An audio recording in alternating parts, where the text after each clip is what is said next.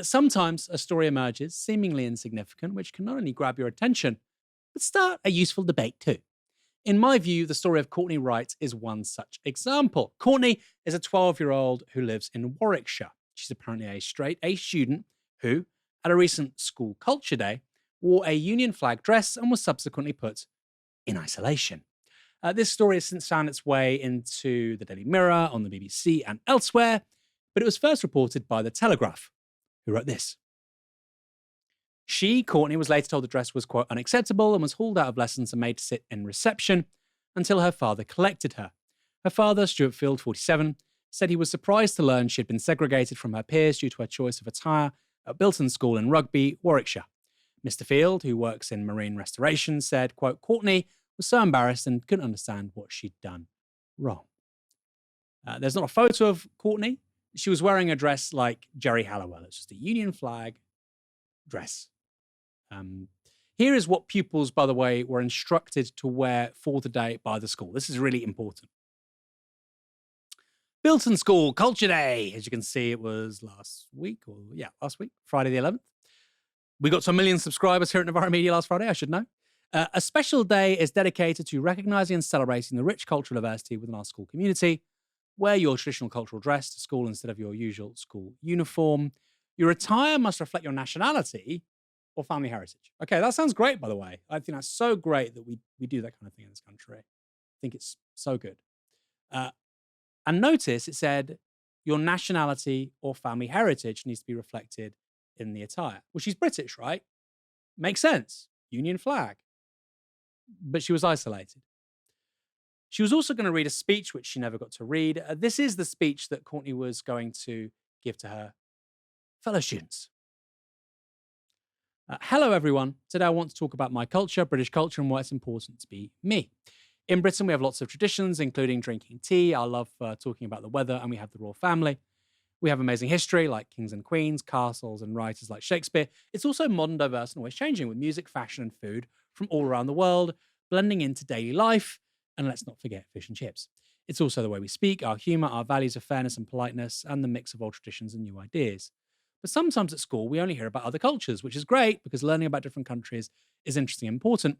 But it can feel like being British doesn't count as a culture just because it's the majority. I think culture should be for everyone, not just for people from other countries or backgrounds. Being British is still a culture and it matters too. It's part of who I am.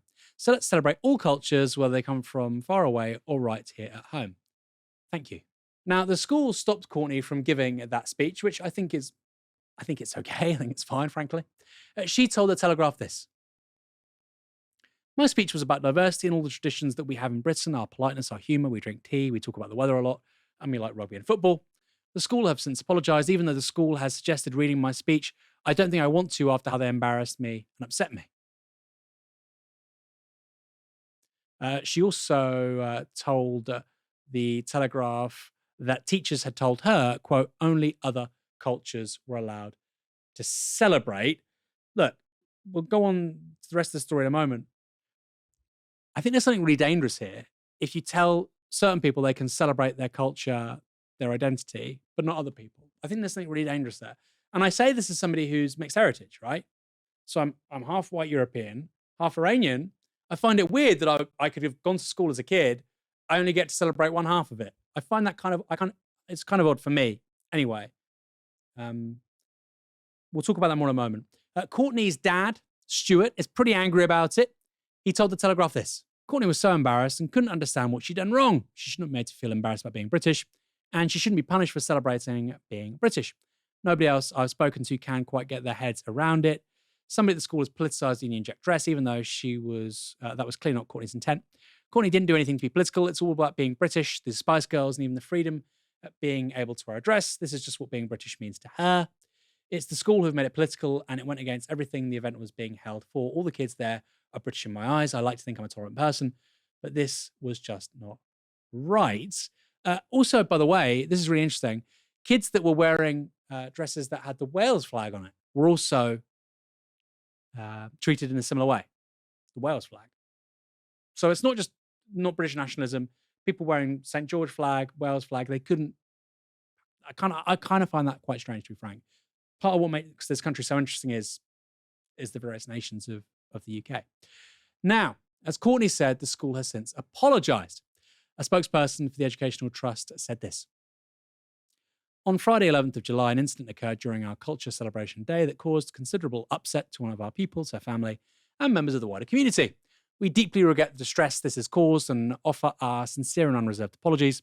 We've since spoken directly with the pupil and her family to listen to their concerns and reflect on how this could have been handled better. We're committed to learning from this experience, good, and ensuring that every student feels recognised and supported when expressing pride in their heritage. Now, Helena, I posted this on social media on X. I think a young girl should be able to wear a dress with a Union flag on it, frankly. By the way, if there was a young girl wearing a Palestine flag, I think she should be able to wear it.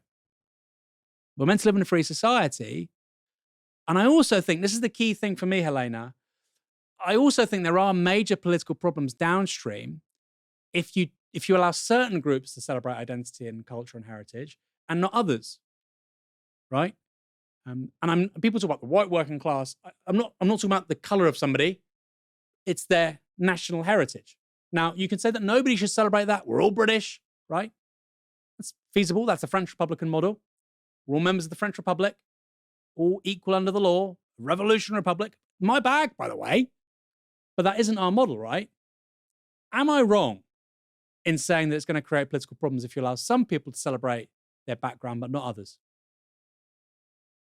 Yeah, I think you're right, and I agree with the statement that was made by there was the kid's dad, I believe, said all of these kids are British to me, and I believe that to be the same. And I think actually that chimes in with a lot of the way British people feel. This may seem like a frivolous comparison here, but I'm going to make it right insofar as when you go onto TikTok and you talk about British food, right?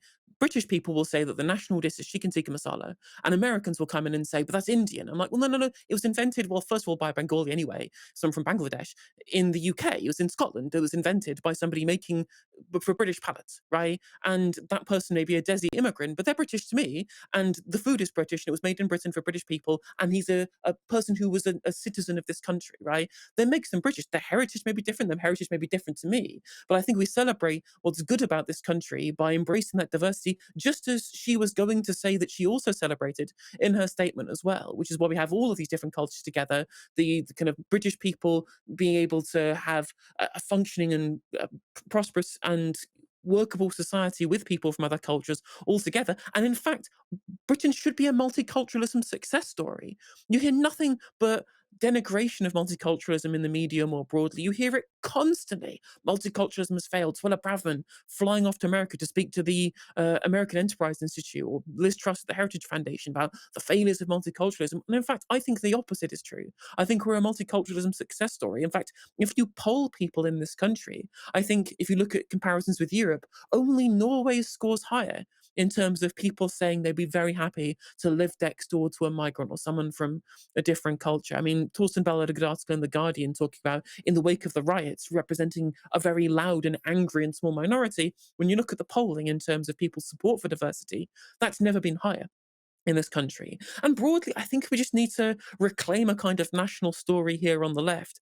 Caroline Lucas has a really great book called Another England, which talks about, the literary history and but other kind of more progressive causes have been part of this country. And people listen to stories. Most people aren't as analytical as people on the left are. We're very utilitarian in the way we look at society. And we need to be able to tell a positive alternative story if we don't want things like the Union flag to be continually associated with people like the radical right who want to reclaim it as being something that is purview of only themselves. We need to look at the progressive history of this country and have it as a counter narrative to what the right wing want to spin as being kind of the imperial history that they want to reclaim. We have loads of progressive movements in this country in our history: the Quakers, the Chartists, the suffragettes, the Diggers. We have progressive figures that we should be drawing back to, people like Keir Hardie, philosophical people like Jeremy Bentham and David Hume, speaking of utilitarianism. And even in the recent past, we were instrumental in the creation of things that people on the right are now trying to destroy, right? It is very anti-patriotic in my mind that the radical right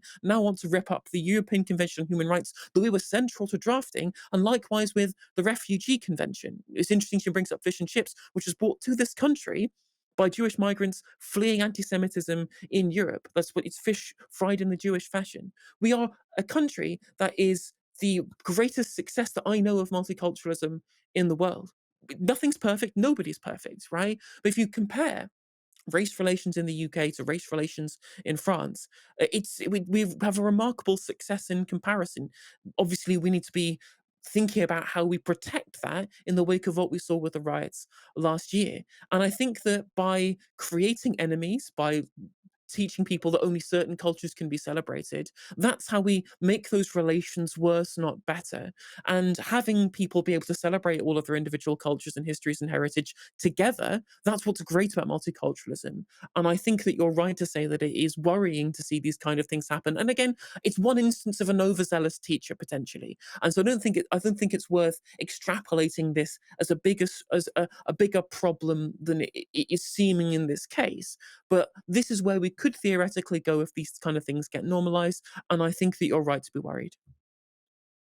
I think it's really important, right? If you're a multicultural society, then that literally won't work. That literally won't work if everybody's culture can't be celebrated. And I say that as somebody who's half Iranian. I want multiculturalism to work. My daughter has Iranian heritage, right?